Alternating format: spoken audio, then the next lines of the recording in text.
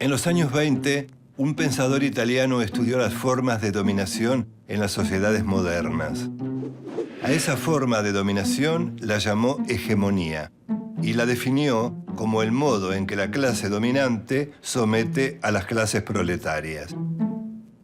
Las clases dominantes ejercen el control social desde la economía y la política, pero este pensador italiano plantea que además y fundamentalmente se ejerce desde la cultura.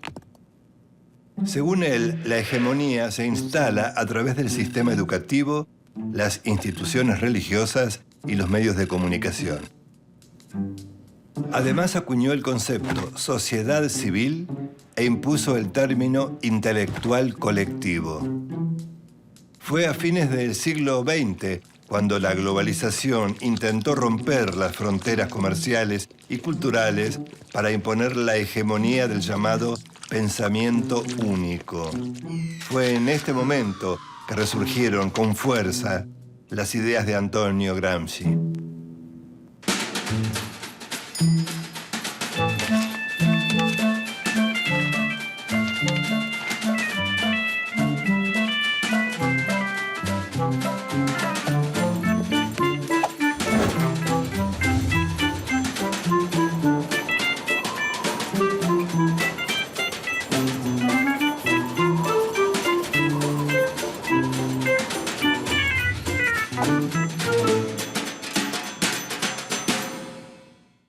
El pensamiento de Gramsci se convirtió en una herramienta fundamental para todos esos movimientos que rechazaban la globalización del capitalismo.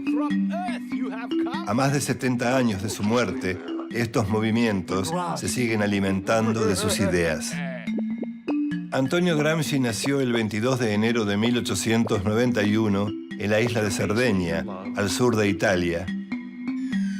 Durante su adolescencia se instaló en Turín, donde se afilió al Partido Socialista Italiano. Ingresó a la universidad, pero dejó sus estudios y se dedicó al periodismo, donde se destacó por su lucidez intelectual. Cuando en 1917 estalló la Revolución Rusa, Gramsci la apoyó con entusiasmo e incluso viajó a la Unión Soviética, donde fue testigo privilegiado de la instauración del comunismo.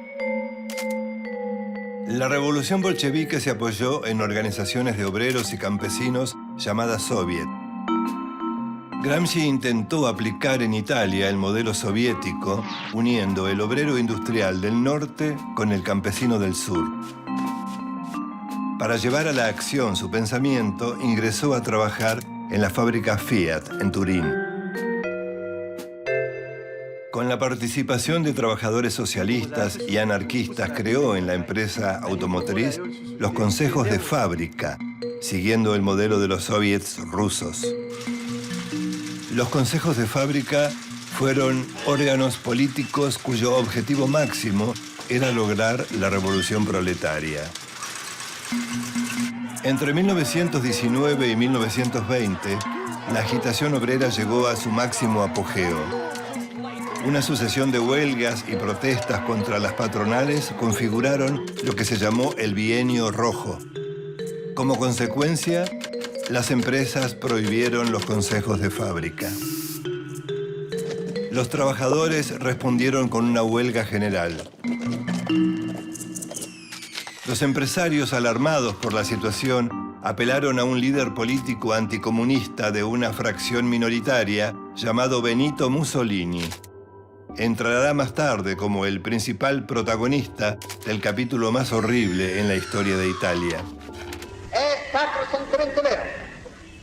Io mi preoccupo tutti i giorni, dalla mattina alla sera, lavorando senza contare le ore di lavoro, mi preoccupo di dare il massimo lavoro possibile a tutti gli operai italiani.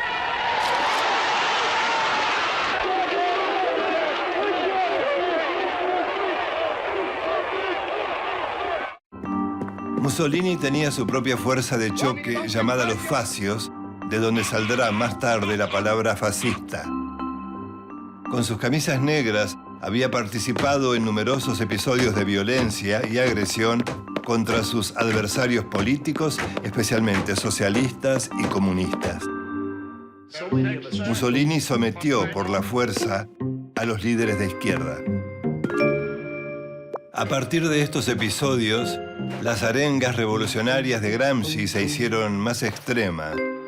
En noviembre de 1925 fue detenido, luego juzgado y condenado a 20 años de cárcel.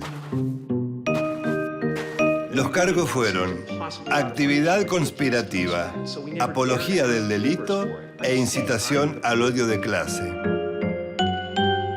El fiscal fascista que lo condenó lo resumió en la frase: debemos impedir funcionar a este cerebro. Ese era el objetivo.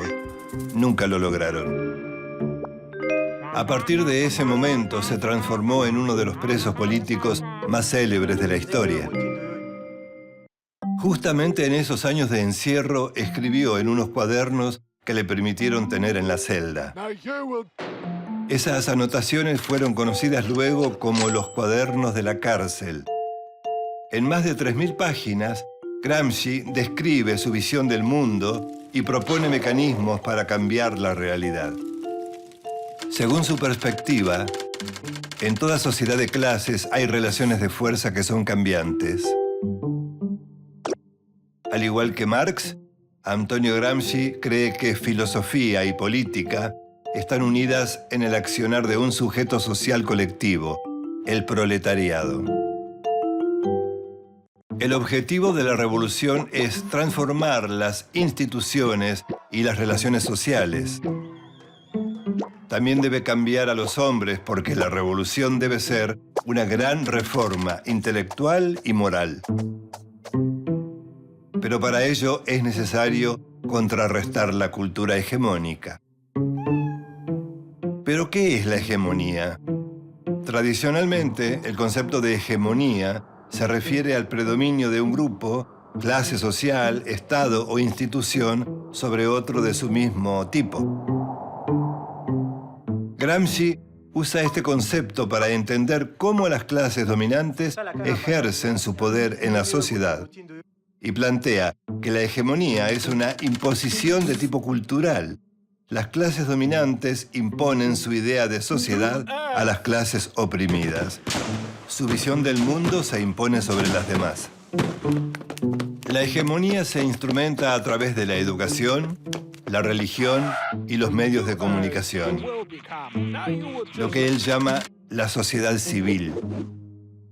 Además de una sociedad civil comprometida, toda revolución, dice Gramsci, necesita de condiciones objetivas y subjetivas para materializarse.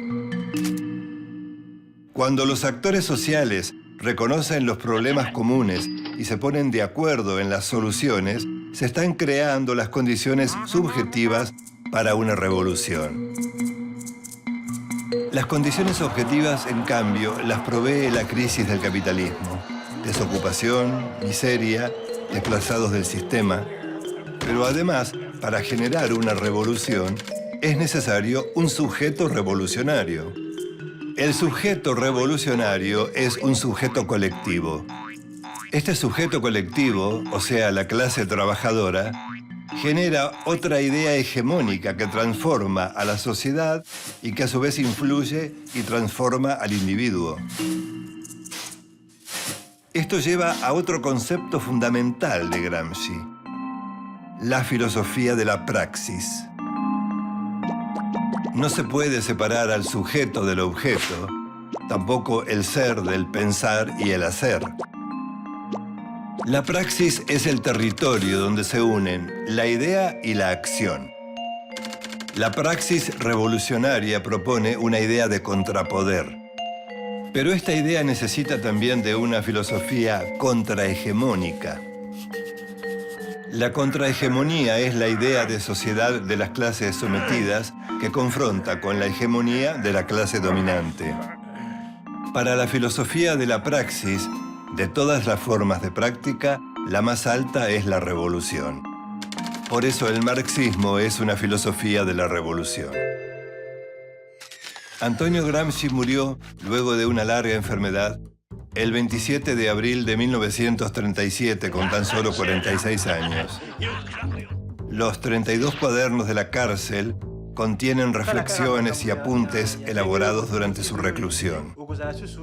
Es un testimonio lúcido y duradero que aún sobrevive en los múltiples movimientos de resistencia político-culturales en todo el mundo. A finales del siglo XX, las manifestaciones contra la globalización capitalista vieron emerger a la sociedad civil y sus ideas contrahegemónicas. Sindicatos, trabajadores desocupados, estudiantes, campesinos, indígenas, feministas, ecologistas y minorías sexuales. Estos movimientos, cada uno con sus reivindicaciones, son continuadores del pensamiento de Antonio Gramsci. Gramsci propuso actuar con el optimismo de la voluntad, porque el socialismo es esperanza. Su vida y su lucha están marcadas por su férrea convicción de que el mundo es como es, pero que también puede ser de otra manera. Y esa es la misión: cambiarlo.